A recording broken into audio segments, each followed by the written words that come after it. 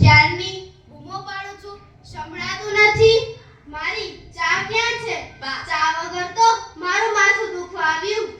આવી હો. નવકાશીને તો હજુ 5 મિનિટની વાત છે અને ચા તો તૈયાર જ મૂકી છે. અને તમે તો છાપુ વાંચતા હતા ને?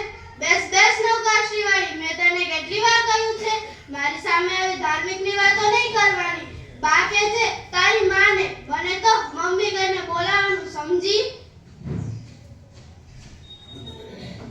અરે મીના, ચા નાસ્તો તૈયાર છે કે નહીં? મારે ઓફિસ જવા માટે લેટ થાય છે. ચાલ ફટાફટ કર.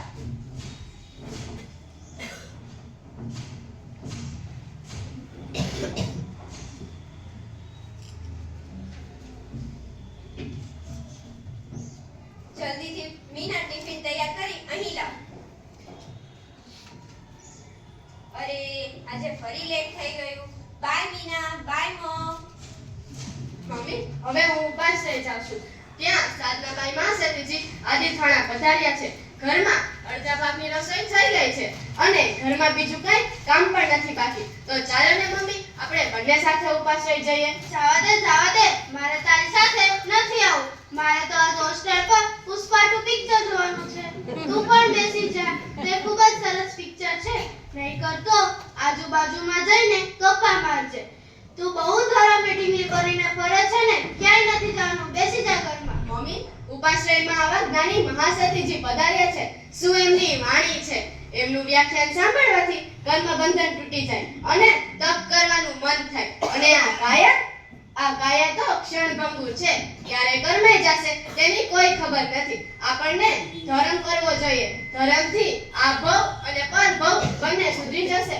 જો હવે મારે તારું પ્રવચન નથી સાંભળવું. તું બહુ ધર્મની ઢીંગલી બનીને ફરે છે ને.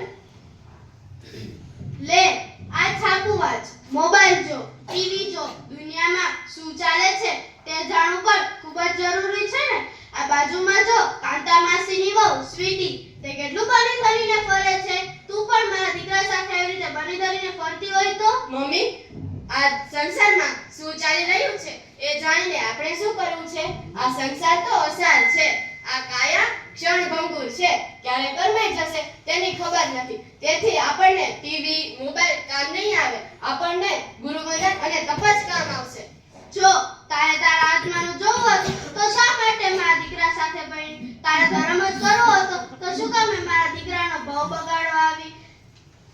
અમને તારા ઉપદેશની કોઈ જરૂર નથી. હજુ પણ સમજી જા. ધર્મ અને કર્મ સિવાયની વાતો કર. Hi Meena. Hi Sweety. How are you? I am fine. Meena, આજે સાંજે હું શોપિંગ કરવા જવાની છું. ત્યાંથી હું કિટી પાર્ટીમાં પણ જવાની છું. અને ત્યાં બહુ મજા આવશે. ત્યાં બિયર અને ડાન્સ પાર્ટી પણ હશે. આપણને તો જલસા પડી જશે. ના સ્વીટી બેન, મારે નથી આવવું. મને આવું બધું ન ફાવે.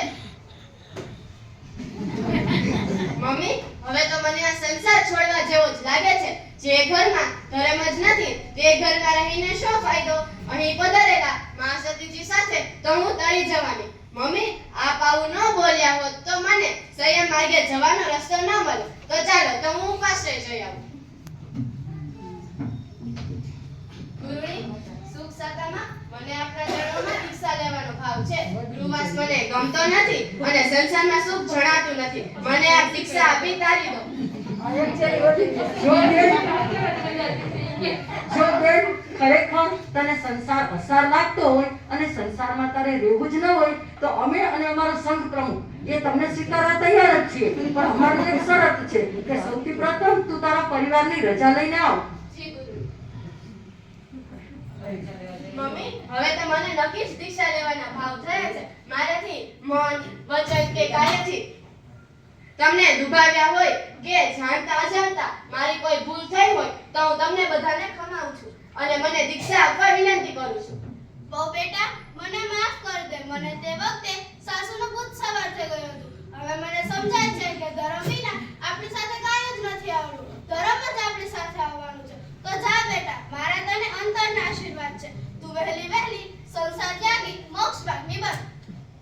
જો તને ખરેખર દીક્ષાના જ ભાવ હોય તો હું તેમાં અંતરાય નહીં બનું. અત્યારે તું આ પદ પર પ્રયાણ કર.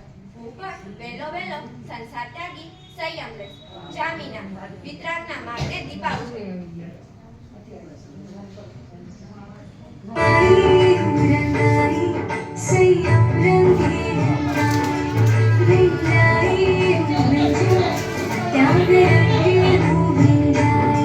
ભૌતિક સુખો માગે છે દુનિયા, લૌકિક રંગો ઈચ્છે છે દુનિયા.